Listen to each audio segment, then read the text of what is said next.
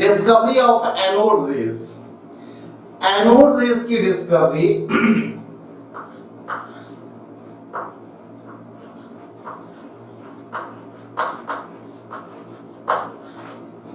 Of anode rays.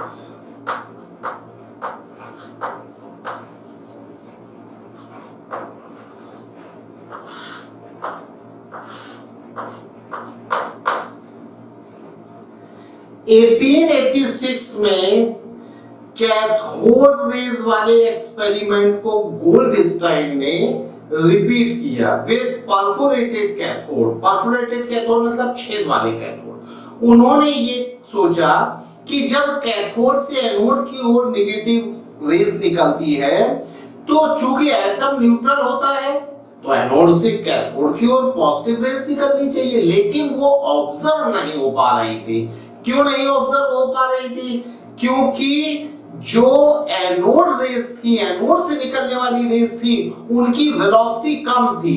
Come velocity होने की वजह से वो पूरी तरह से कैथोड में एब्जॉर्ब हो जा रही थी, और जो कैथोड रेस थी वो हाई स्पीड से चल रही थी। तो कुछ क्या था कि कुछ जो है वो एनोड से डेविएट होके, स्ट्राइक करके डेविएट होके वो अपनी प्रेजेंस शो कर रही थी। एनोड, आपको मैंने बताया था कैथोड रेज दिखती नहीं है, तो कैथोड रेज नहीं दिखती थी लेकिन उसके बाद भी अपनी प्रेजेंस शो कर रही थी। लेकिन एनोड रेज, जो एनोड से कैथोड की ओर रेज चल रही थी, वो दिखाई नहीं पड़ रही। तो उनको ऑब्जर्व करने के लिए उन्होंने क्या किया, परफोरेटेड कैथोड लिया।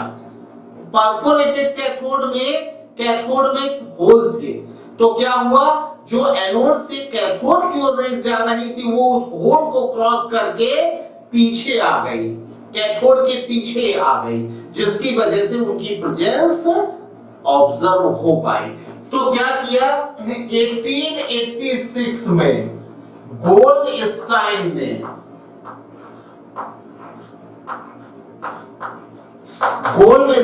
ने जो डिस्चार्ज ट्यूब वाला एक्सपेरिमेंट था, उस एक्सपेरिमेंट को रिपीट किया with perforated cathode. Perforated cathode मतलब छेद वाला कैथोड। उन्होंने क्या किया कि कैथोड लिया, उसमें छेद था, ये एनोड था, और यहां पर उन्होंने लो प्रेशर पर गैस को लिया। ये वही डिस्चार्ज ट्यूब है जिस डिस्चार्ज ट्यूब को 1859 में जूलियस प्लकर ने लिया था। 10 to power -4 ATM pressure gas लिया, और यहां पर जो कैथोड लिया उसमें क्या थे, होल थे, परफोरेटेड कैथोड था। इस कैथोड को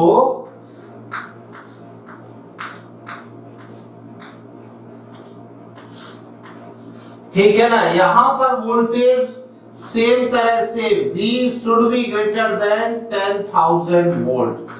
सेम एक्सपेरिमेंट है, उसी एक्सपेरिमेंट को गोल्डस्टाइन ने 86 में रिपीट किया था with perforated cathode.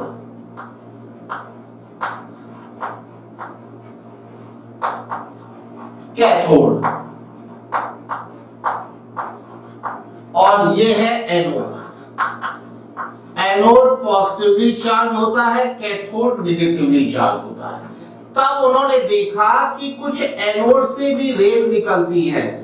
In raise का बिहेवियर बिल्कुल वैसा है जैसे कैथोड से निकलने वाली रेज का बिहेवियर था, लेकिन इन रेज की वेलोसिटी कैथोड रेज के कंपैरिजन में कम थी, और इनकी प्रेजेंस पीछे, देखिए आगे इसलिए नहीं शो हो पा रही थी क्योंकि कैथोड से एनोड की ओर कैथोड रेज निकल रही थी, वो अपनी प्रेजेंस शो कर रही थी। लेकिन यहां पर क्या था कि ये जो एनोड से निकलने वाली रेज थी, ये कैथोड के पीछे यहां पर होल से क्रॉस होकर आ जाती है। ये रेज की प्रॉपर्टीज क्या थी भाई, ये जो रेस थी ये ग्लास ट्यूब पर रेड लाइट प्रोड्यूस कर रही थी। यहां पर रेड लाइट, ग्लास ट्यूब पर रेड लाइट प्रोड्यूस कर रही थी। तो इनको उन्होंने एनोड रेज कहा। क्यों एनोड रेज कहा गोल्डस्टाइन ने? क्योंकि ये एनोड से प्रोड्यूस होके कैथोड की तरफ आ रही थी। इनकी प्रॉपर्टीज क्या थी भाई? प्रॉपर्टीज, पहली प्रॉपर्टी ये थी कि ये स्ट्रेट पाथ पर मूव कर रही थी। These rays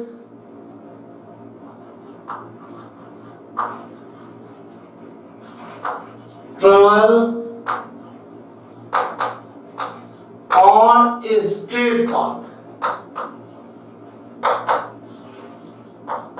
ये स्ट्रेट पाथ पर चल रही थी। दूसरी बात क्या थी? Velocity of anode rays is less than cathode rays.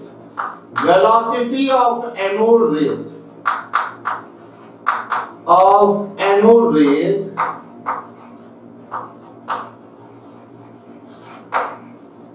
is less than cathode rays।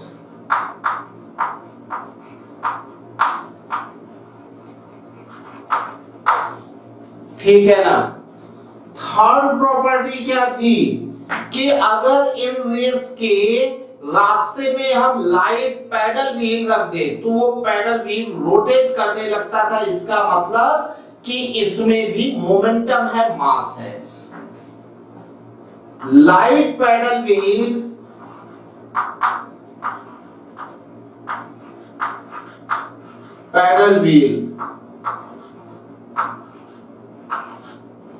rotates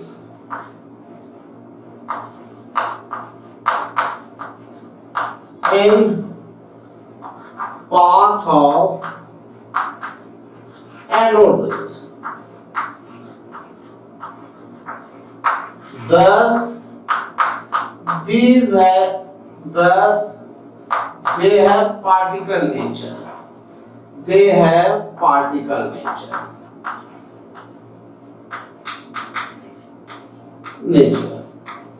इसमें पार्टिकल नेचर। फोर्थ प्रॉपर्टी क्या थी भाई?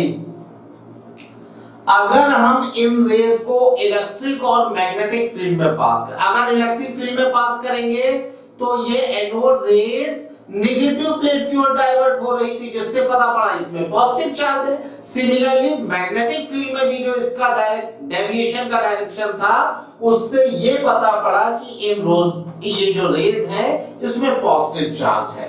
ठीक ना? Direction of deviation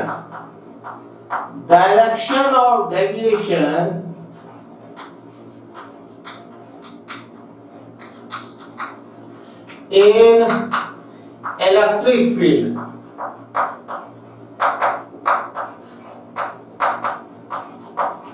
and magnetic field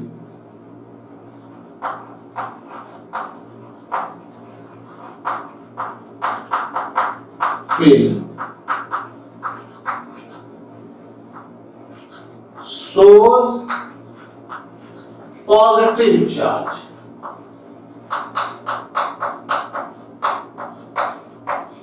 Charge of anode rays।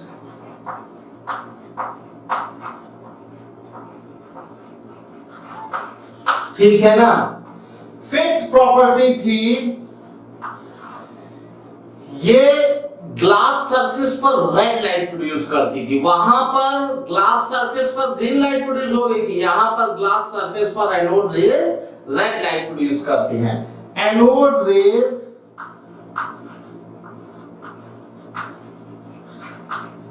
produce red light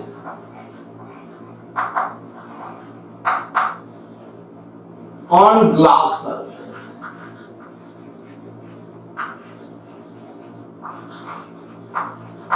glass surface पर red light produce करते हैं।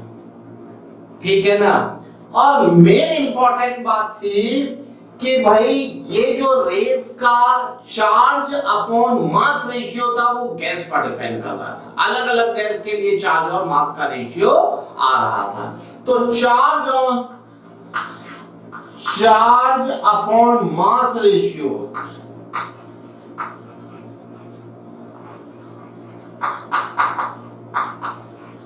Depend on gas. इससे क्या कंक्लूजन निकला? इससे ये कंक्लूजन निकला कि सारी गैसेस में एनोड रेस एक जैसी नहीं है, अलग अलग गैसेस में एनोड रेस अलग अलग टाइप की है। तो इस तरह से यहां पर एनोड रेस से गोल्डस्टाइन ने प्रोटॉन की डिस्कवरी की। ठीक है ना?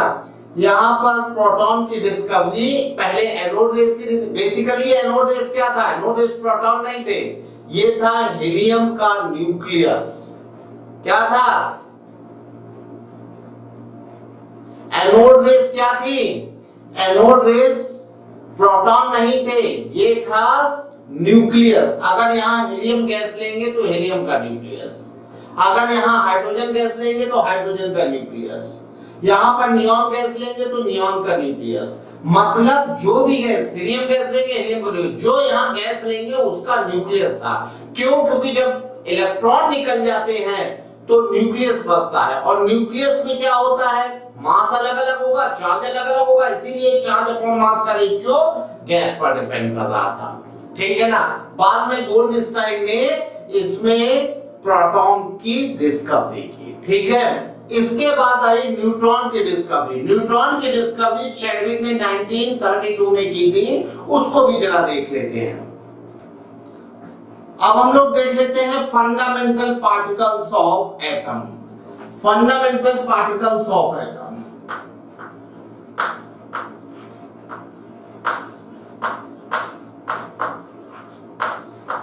Particles of atom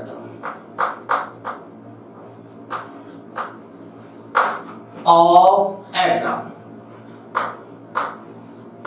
fundamental particles of atom।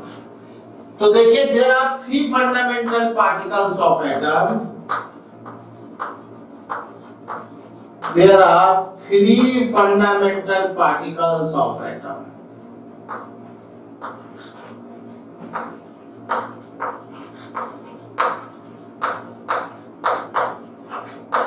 Particles of atom।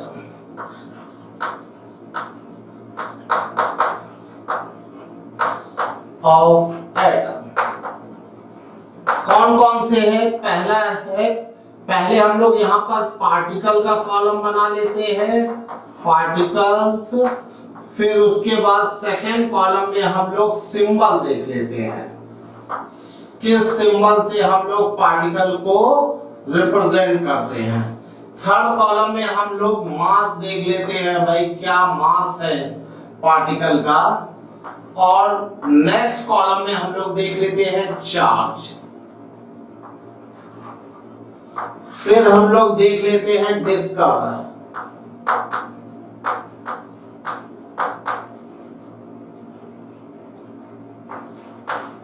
ठीक है?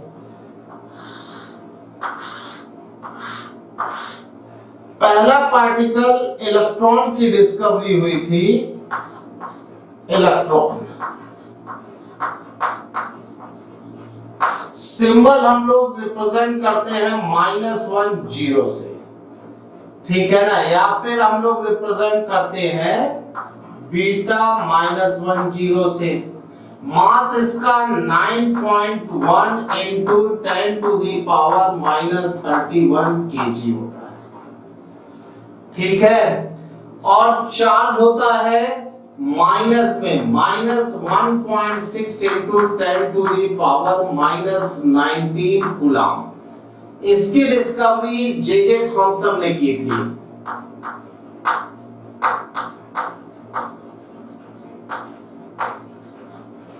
इसकी डिस्कवरी जे थॉमसन ने की थी 1887 में। ठीक है ना? सेकेंड है पार्टिकल प्रोटॉन। प्रोटॉन प्रोटॉन का सिंबल है P11। ठीक है? प्रोटॉन का सिंबल है P11। इसका मास है 1.6722 into 10 to the power minus 27 kg। ठीक है, इसका अगर हम लोग AMU में मास रिप्रेजेंट करेंगे तो इसका मास है 1.00722 AMU। इसका चार्ज होता है plus 1.6 into 10 to the power minus 19 coulomb. इसकी डिस्कवरी गोल्डस्टाइन ने की थी